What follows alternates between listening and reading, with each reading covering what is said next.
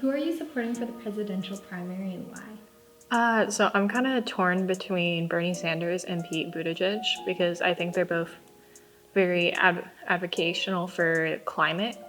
But what excites me about Pete Buttigieg is that he's younger and he has like a lot of energy and cool ideas, but Bernie Sanders has been supporting climate policy since the beginning and he has a long history of that. So having that history makes me confident in his abilities to implement that.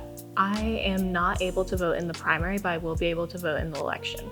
The first thing that you need to know, it is the only election for president that you have to be registered in the political party for which you want to cast a ballot. I'm going to be supporting probably Mike Bloomberg out of everybody in the race. And it's because I think I share a lot of his beliefs. I think that he's progressive enough without being too extreme. And I think that more moderate kind of approach is also going to help him win more voters, especially going against somebody like Donald Trump. So if you want to vote Democratic or Republican, you have to be registered as a Democrat or a Republican. For some parties, they'll allow you to change your registration at the polls. Other parties will not. So if you previously signed up to be an independent because you wanted to make up your mind, you can vote in everything except for the presidential primary because that is run by the political parties.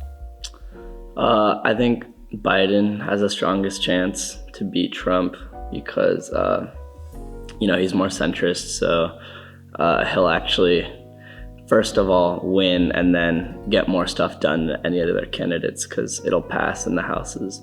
Michael Bloomberg, because I really appreciate how much he values business and he has a lot of experience in that area and I think he'll benefit our country.